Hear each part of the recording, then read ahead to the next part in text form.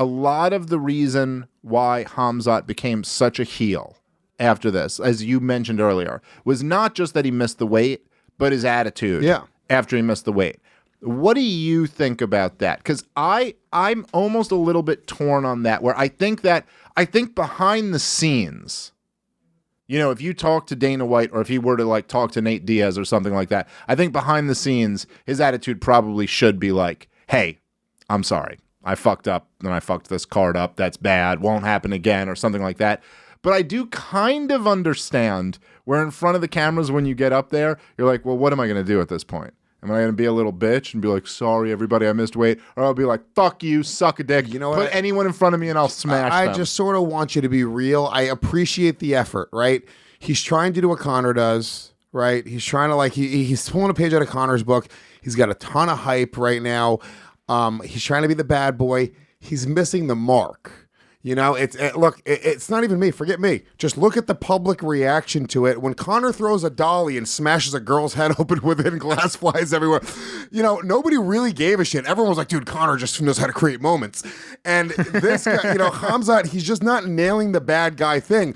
Chael, well, I don't know if he was trying for it. I don't know if that's what he was trying for. I think he's just kind of like, bro, I think what he's trying to keep up is the intimidation factor.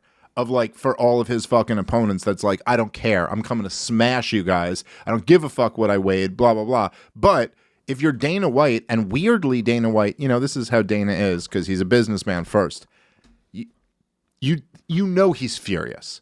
Yeah. The guy starts a fight backstage, ruins your press conference, and then the next day misses weight and makes you scramble. Dana White had to pay everybody more money to agree to take these fights. Or maybe Dana White does not like to pay everybody more money. Dana White saw that this event wasn't tracking as well as it could have tracked, and that he needed some more fucking press. This is where the conspiracy theories come in, right? Yeah, so I doubt Khamzat, by him creating that melee at the press conference, by him changing opponents, the amount of interest that was drawn into this card, the amount of people clicking on it, talking about it, I mean, everything was just turned on its head, and it sort of became must-see TV, whereas I don't know, there might have been a lot of people, I have no idea. I thought there was a lot of hype with Nate Diaz's last fight going up against Khamzat, but maybe it just wasn't tracking that well because Nate was very, very much outmatched to the casual fan. I don't know, but they see that, you know, minus 1,300, you know, whatever the discrepancy was in the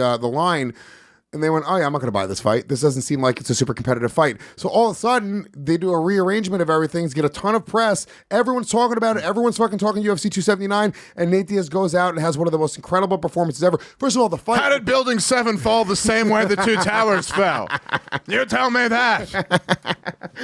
Did you hear the tape of that Jew saying, pull it?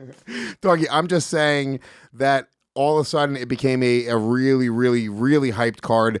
And Khamzat, okay, I get what you're saying. Khamzat not having not a drop of sweat on him, not looking sucked at all, and him smiling. And honestly, Dana White recording like a Fuck It Friday and flipping an egg, like Dana didn't seem to care that much.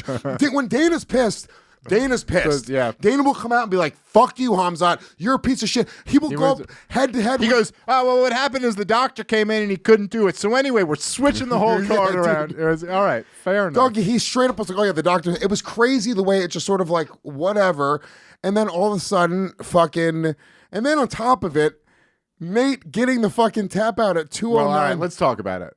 That's crazy. Well, you think that was a conspiracy? No, but that's crazy. You think that didn't just happen? That just happened, but that's crazy. Well, and Diaz was just fucking really starting to open up on him. It's Look, dude, 11, it's so beautiful 10, the way he does this choke. 9, right there. Taps goes in. They called it at 08, but he stopped him at 209. That's crazy, dude. Natalie has no idea the significance of this at all. Natalie, what do you think the significance is? I want to hear a lesbian's idea of what this could be. I have no idea. You have no idea. 209, what that is. Seconds? It's 2 minutes and 9 seconds left in the very fourth round. Did they bring him out earlier than he was supposed to? No. Nate Diaz is from Stockton, California. Stockton, California's zip code is 209. It's the area code. But it's it's not only they rep it in such a massive Like way. 209 is like what they say all the time. Yeah, it's like their T-shirts say 209. Like the fact that he got the tap out on his last fight on his UFC contract I'm getting goosebumps right now. You can't write it. I mean, there's no way that it's. There's no conspiracy there. The X-Files music is playing. It's crazy. You know what, guys? We can do that. We have the ability, folks. Do we? Why don't we? It'll take us 10 minutes, but we can make it happen. That is an absolutely wild thing. What did you think about the fight? Wait, real quick, say all that again.